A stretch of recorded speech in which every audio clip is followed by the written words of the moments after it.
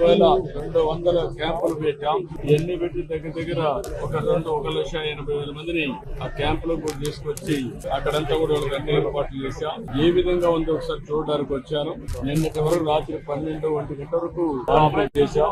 ఈ రోజు కూడా ఎక్కడికక్కడ చూస్తే కరెంట్ మొత్తం పోతే దాన్ని కూడా ఎప్పటికప్పుడు అత్యవసర పరిస్థితులను ఆఫ్ చేశాం. మళ్ళీ రివైవ్ చేశాం.